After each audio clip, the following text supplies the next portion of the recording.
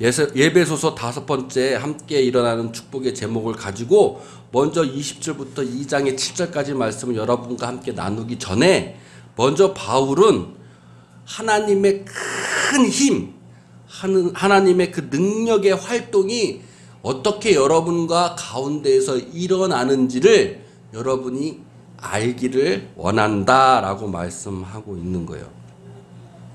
그래서 이제 하나님의 그 놀라운 능력이, 그 강한 힘이 어떻게 우리에게 나타나는지를 20절에 말씀하고 계시는 거죠.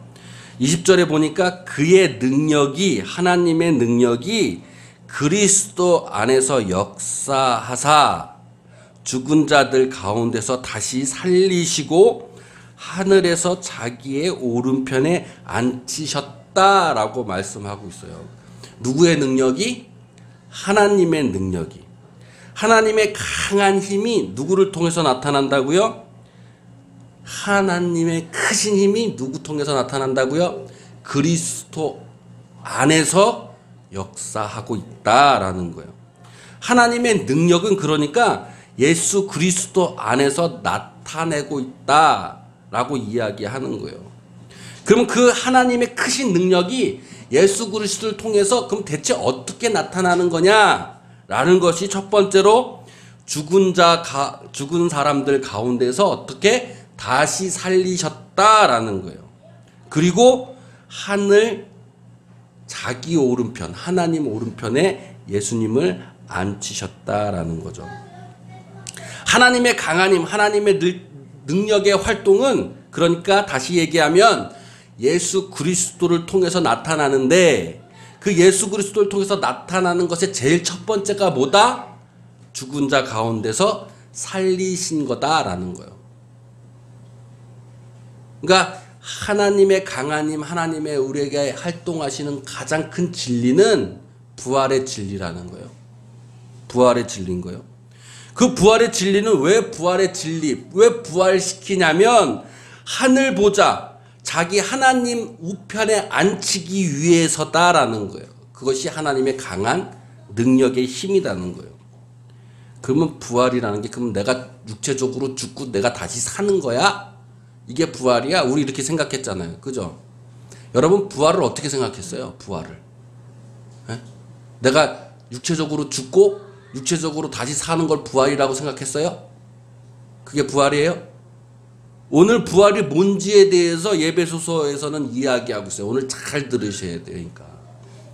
내 생각으로 부활을 생각하면 안 돼요. 우리가 무슨 좀비처럼 죽었다가 다시 육체적으로 사는 거를 부활, 이게 기독교에서 얘기한, 예수님이 얘기한 부활이 그런 부활이 아닌 거예요. 어쨌든 우리가 알아야 될 건 뭐예요? 하나님의 강한 힘, 하나님의 그 능력의 첫 번째 발휘는 부활시킨다는 거예요. 죽은 사람들 가운데서 부활시키고 그리고 하늘 보좌 자기 우편에 앉히신다는 거예요. 두 번째 그 강한 힘이 뭐냐면 21절에 보니까 모든 통치와 권세와 능력과 주권과 이 세상뿐 아니까지 일컬어 모든 이름 위에 뛰어나게 하셨다라는 거예요. 누가? 예수 그리스도의 이름이. 그러니까 하나님의 크신 능력, 강한 힘은 예수 그리스도를 통해서 나타나는데 예수 그리스도는 어떠한 그 강한 힘을 갖고 있냐면 이 세상을 통치한다는 거예요. 그리고 그 권세가 있다는 거예요. 능력이 있다는 거예요. 이 세상에 주권을 갖고 계시다는 거예요. 그러니까 다시 얘기하자면 하나님의 강한 힘, 하나님의 능력은 지금 우리 이 세상을 어떻게 한다는 거예요? 통치하고 계시다는 거예요. 이게 믿어져야 돼요. 이게 믿음으로 와야 돼요. 사실적으로 이 세상을 통치하고 권세와 능력과 주권이 있는 분은 누구다? 하나님의 강한 힘을 갖고 펼치시는 예수 그리스도라는 거예요. 근데 그게 지금 이 세상뿐만 아니라 어떻게? 앞으로 올 세상까지도, 미래의 세상까지도, 앞으로 올 세상 그 날까지도 모든 통치와 권세와 능력의 주권이 누구한테 있다? 예수 그리스도 하나님의 능력 안에 있다라는 거예요. 여러분 이 세상이 사람의 힘으로 세상의 권능으로 움직이는 것 같아요? 아니잖아요. 대통령이 왕이 바람을 움직이고 태풍을 움직이고 이 세상의 법칙을 움직이지 않잖아요.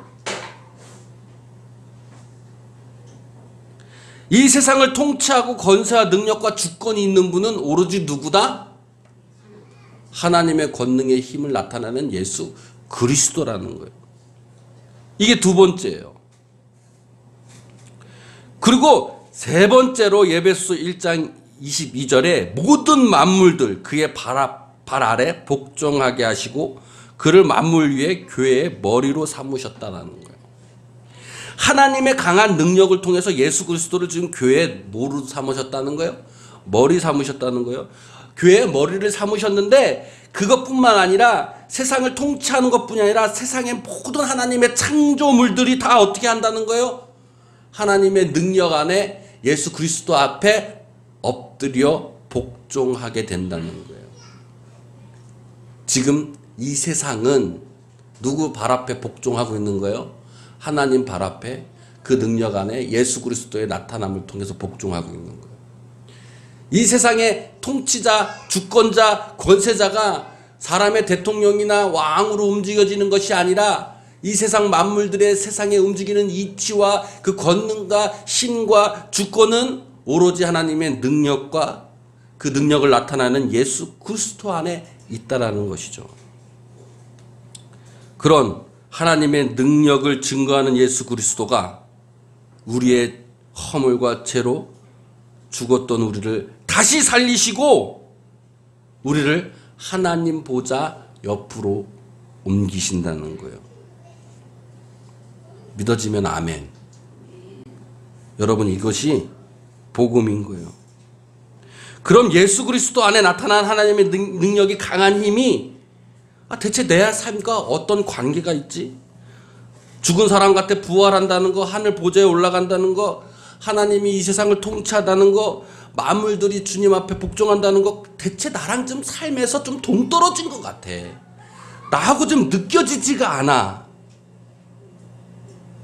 그 하나님의 힘이 제발 나의 삶 속에 좀 느껴졌으면 좋겠어요. 예수 그리스도를 통해서 예수 그리스도를 믿는 믿음으로 우리와 함께하는 하나님의 능력이 대체 어떻게 나타난다는 거지? 바울은 2장 1절에 이렇게 얘기하고 있어요. 그는 허물과 죄로 죽었던 너희를 살리셨도다 라고 말씀하고 있죠.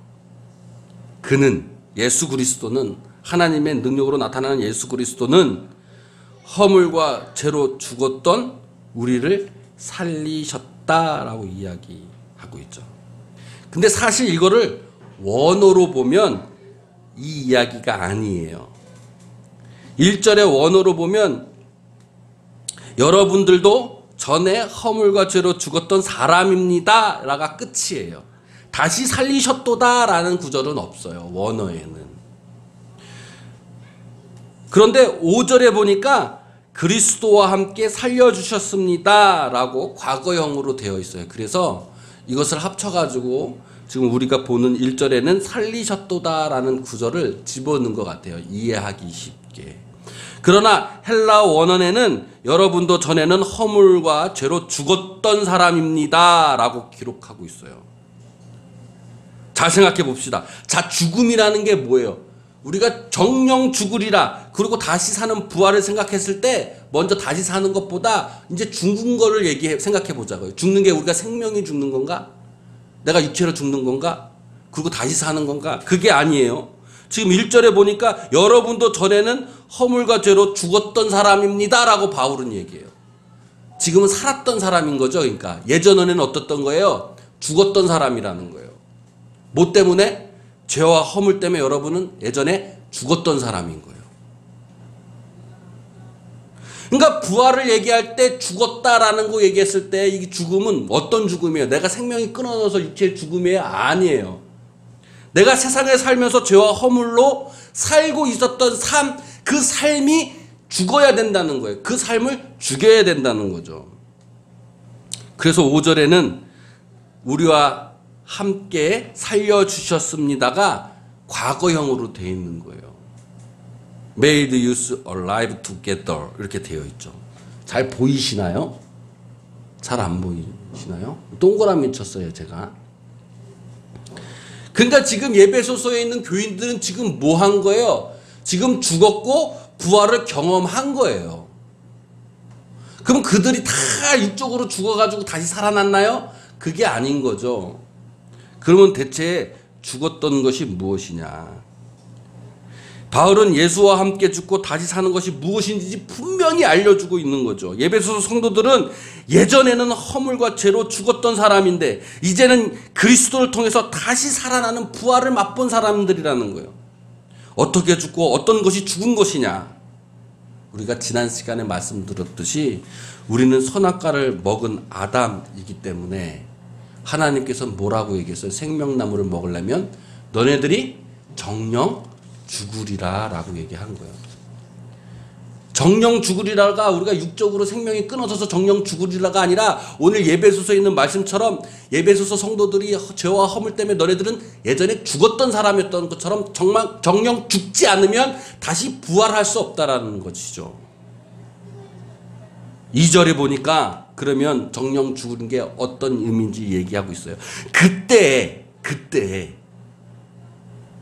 죄와 허물과 있었던 그때 너희는 그 가운데 행하여 이 세상 풍조를 따르고 공중의 권세를 잡은 자들 따랐으니 곧 지금은 불순종의 아들 가운데 서서 역사하는 영을 따랐다라는 거예요. 죽지 않았을 그때에 너네들은 어떤 삶을 따랐다는 거예요? 세상 풍조를 따랐다는 거예요. 죄와 허물이 있었던 그때에 너네들은 세상 풍조를 따르고 공중 권세 통치자를 따랐어요. 세상 만물들의 통치자는 하나님이고 예수 그리스도인데 우리는 세상에 있는 대통령이나 왕들이 통치자인 줄 알고 그들을 따른 거예요. 세상의 통치자들을 믿어지지가 않았어요. 만물을 통치하는 하나님이 믿어지지 않았던 거예요. 그리고 하나님 앞에 불순종한 자들이 되어서 내 마음 안에 하나님을 불순종하게 만드는 그런 작용하는 영들을 따른 거예요. 그것이 우리가 죄와 허물이 있었을 그때 2장 3절에 전에는 우리도 다 그 가운데서 육체의 욕심을 따라 지내며 육체의 마음이 원하는 것을 하여 다른 이들과 같이 본질상 누구다? 진노의 자녀였다는 거예요. 언제? 허물과 죄가 있었던 그때에, 내가 죽지 않았었던 그때에. 우리는 지금 죽어야 돼요. 죽어야 돼요.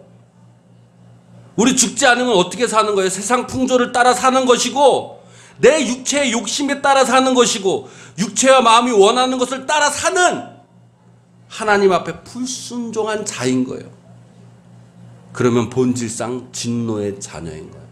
선악과를 먹은 우리는 육체의 욕심에 따라 판단하고 육체의 마음이 원하는 것을 따라 살아가는 죄인이 된 거예요. 그래서 정령 죽으리라 말씀하신 거예요. 그래야 사니까. 예수 그리스도를 믿는 믿음으로 우리는 이제는 전에는 세상 풍조를 따라 내 욕심, 내 육체에 원하는 마음에 따라 따랐지만 이제 예수 그리스도를 믿는 믿음을 통해서 진노의 자녀에서 이제 하나님의 자녀로 자리가 옮겨지는 것이죠. 육체의 욕심,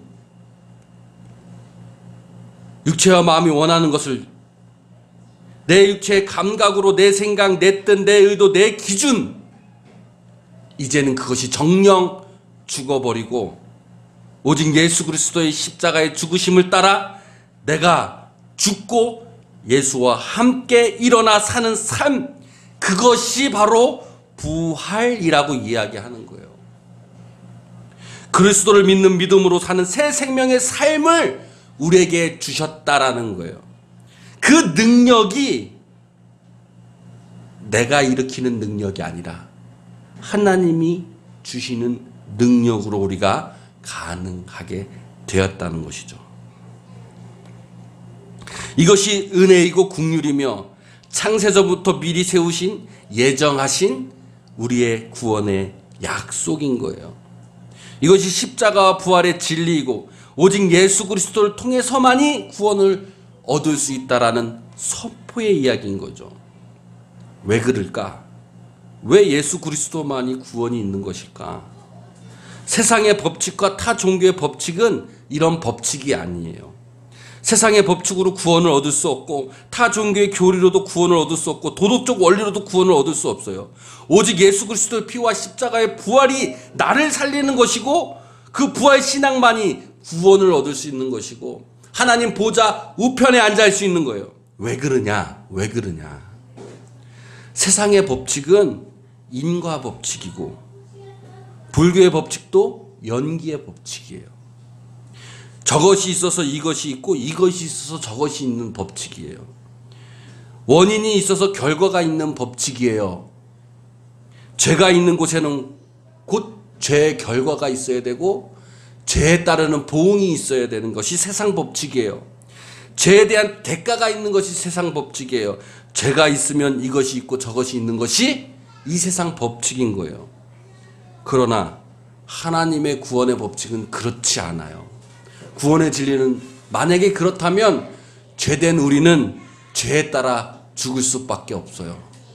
그러나 죄 짓고 허물된 우리는 하나님의 강력한 힘에 말미암아 예수 그리스도로 말미암아 우리가 죽고 다시 살아나는 부활의 신앙인 거죠. 그것을 이렇게 얘기하고 있어요. 에베소서 2장 4절에 긍휼이 풍성하신 하나님이 우리를 사랑하신 그 큰 사랑으로 인하여 라고 말씀하고 계시는 거죠. 하나님의 구원은 값없이 주시는 은혜의 긍휼의 사랑이라는 거예요. 하나님의 사랑은 크신 사랑인데 그 사랑의 구원이 긍휼의 사랑이라는 거예요. 긍휼은 뭐냐면 불쌍히 여기는 거죠. 불쌍히 여는. 용서하는 사랑이에요. 죄를 졌는데 죄의 대가를 받지 않게끔 사하여 주는 용서예요. 이 용서는 예수님이 말씀하신 사랑의 용서고 새 계명인 거예요. 우리가 우리를 용서한 것 같이 우리를 용서해 달라고 하신 예수님의 주기도문의 기도의 내용인 거예요. 구원의 내용인 거죠. 허물과 죄가 있었던 그때에 우리의 허물과 죄의 값을 치르지 않고 예수 그리스도의 십자가의 믿음을 통해 우리가 죄 용서함을 받는 거예요. 우리를 불쌍히 여겨주셔서 죄의 대가를 사하여 주시는 것이 구원인 거예요. 죄의 대가를 우리가 치르면 우리는 구원 얻을 수 없죠. 죄의 열매를 우리가 감당해야 해요. 그러나 하나님의 긍휼하심을 통해서 우리는 구원을 얻을 수 있는 거예요. 그래서 5절 허물로 죽은 우리를 그리스도와 함께 살리셨다라고 말씀하고 계시는 거죠. 너희는 은혜로 구원을 받은 것이라라고 말씀하고 계세요. 이제 우리는 죽어야 돼요. 죄로 있었던 우리는 죽어야 돼요. 세상 풍조를 따랐던 우리는 죽어야 돼요. 육체에 따랐던 우리는 죽어야 돼요. 육체에 원했던 마음들을 우리는 죽여야 돼요. 내 생각을 죽여야 돼요. 내 뜻을 죽여야 돼요. 내 판단 기준을 죽여야 돼요. 그리고 예수 그리스도의 믿음을 통해서 하나님의 생각, 하나님의 뜻, 하나님의 기준으로 다시 부활하여 사는 능력이 구원의 능력인 거예요. 그 능력은 내가 일어나는 능력이 아니라 오로지 하나님이 주시는 긍휼과 은혜의 선물이라는 거예요. 하나님의 능력을 그리스도를 통해서 나타나는 삶인 거예요. 그 구원의 능력은 그리스도의 죽으심과 부활을 통해 우리의 삶으로 다가오는 거예요. 하나님의 능력이 우리의 삶으로 오기 위해서는 먼저 내 생각 죽이셔야 돼요. 내 가족 안에서 내 생각 드러내지 말고 내 의도 드러내지 말고 내 판단 드러내지 말고 죽여야 돼요. 우린 때론 이런 생각들을 많이 하죠. 내가 가지고 있는 생각도 당연히 상대방도 가지고 있을 거야 라고 생각하면서 상대방을 내 기준 안에 집어넣으려고 해요. 그런 생각들 다 죽여버려야 돼요. 그렇지 않으면 여러분 죄의 대가를 받을 수밖에 없어요. 하나님의 오른편 우편에 앉아 있을 수 없어요. 계속 괴로움과 고난만 다가올 뿐입니다. 두 번째로 보면 6절부터 7절에 있는 내용은 하나님이 그리스도에게 주시겠다는 그 능력이 1절, 20절, 21절에 대비되는 내용이에요. 보면 1장 20절에 예수 그리스도에게 주셨던 그 능력, 하나님의 그 능력이 무엇이었냐면 다시 한번 보면 그의 능력이 그리스도 안에 역사하사 죽은 자들 가운데서 다시 살리시고 하늘에서 자기의 오른편에 앉히셨다 그랬어요. 누구를? 예수 그리스도를. 그런데 예수 그리스도만 앉히는 것이 아니라 그것이 바로 우리를 똑같이 해주신다는 거예요. 예수 그리스도를 믿는 믿음을 통해서 내 죄와 허물을 죽이고 내 뜻, 내 생각, 내 육체의 생각과 내 육체의 마음에 드는 뜻을 다 죽여버리고 하나님과 함께 예수 그리스도와 함께 부활하면 2장 6절에 함께 우리를 일으키셔서 예수 그리스도 안에서 함께 하늘에 앉히신다고 이야기하고 있는, 축복을 주신다고 말씀하고 계시는 거예요. 하나님의 선한 능력이 예수 그리스도가 앉았던 하나님 우편에 우리도 똑같이 앉히겠다는 거예요. 아멘. 세 번째로 보니까 1장 20절에 모든 통치, 권세, 능력, 주권, 세상뿐만 아니라 앞으로 오는 세상까지 예수 그리스도 이름을 뛰어나게 하시겠다고 얘기하셨죠. 그 축복을 예수 그리스도에게 통해서 우리에게 주시겠다는 거예요. 2장 7절에 보니까 이는 그리스도 예수 안에서 우리에게 자비하심으로써 그 은혜와 지극히 풍성함을 어떻게? 앞으로 오는 세대까지 나타내려 하십니다 라고 말씀하고 계시는 거예요. 여러분, 예수 안에서 우리가 죽고 다시 부활하면 그 하나님의 선한 능력이 나뿐만 아니라 어떻게 해요? 앞으로 오는 내 자녀의 세대까지도 어떻게 하시겠다는 거예요? 하나님의 은혜와 자비와 긍휼하심이 풍성하게 드러내 주시겠다고 얘기하시는 거예요. 여러분 앞으로의 미래 주님이 책임져 주실 겁니다. 그러기 전에는 하나님의 능력이 나의 능력이 되기 위해서는 어떻게 해야 된다고요? 나를 죽여야 돼요. 내 육체의 감각을 죽이고 내 뜻, 내 의지, 내 생각을 죽이고 이제 예수 그리스도와 함께 일어나 부활의 승리의 맛을 맛봐야 돼요. 아직도 내 고집, 내 생각, 내 뜻대로 살려는 여러분, 이제는 하나님 뜻, 하나님을 의지하고 하나님의 능력대로 살아가는 여러분의 삶이 살아가질 때 여러분에게 하늘 보좌에 앉히는 축복과 그리고 다음 세대까지, 오는 세대까지 주님의 은혜가 풍성하게 드러나는 축복이 있을 줄로 믿습니다. 하나님께서 함께 일으키신다는 거예요. 내가 하는 것이 아니라 주님이 우리를 일으켜 주신다는 거예요. 그렇게 되면 하나님의 그 크신 능력이 어떻게 된다? 나의 능력이 되는 거예요. 하늘 보좌가 나의 보좌가 되는 거예요. 하늘의 것, 하나님의 것이 어떻게 되는 거예요? 하나님과 함께 나와 공유하며 나의 것이 되는 거예요. 나와 함께 하나님이 누리게 주신다는 그 축복을 이야기하고 계세요. 내가 죽고 이제 예수님과 함께 살아가면 주님께서 나를 일으키십니다. 세상의 고난과 아픔과 어려움들을 회복시켜 주시고 일으켜 주실 거예요. 그 일으키심을 받으면 나뿐만 아니라 나의 가족, 나의 자녀, 나의 주위에 있는 많은 사람들이 함께 주님의 축복을 누리는 귀한 성도가 되어질 것이에요. 축복의 통로가 되어질 것이에요. 그러니 하나님의 그 크신 능력 여러분 삶 안에 나타나시길 주님의 이름으로 축원드립니다. 주님 나와 함께 하시고 주님 나의 등 뒤에서 나를 위로해 주시고 나를 일으켜 주실 줄로 믿습니다. 우리 다 같이 일어나셔서 나의 등 뒤에서 나를 도우시는 주 찬양하시고 우리 축도로 예배를 마칠 때 주님 이제 나를 죽이고 주님과 함께 부활의 삶을 맛보는 여러분이 되시기를 주님의 이름으로 축원드립니다.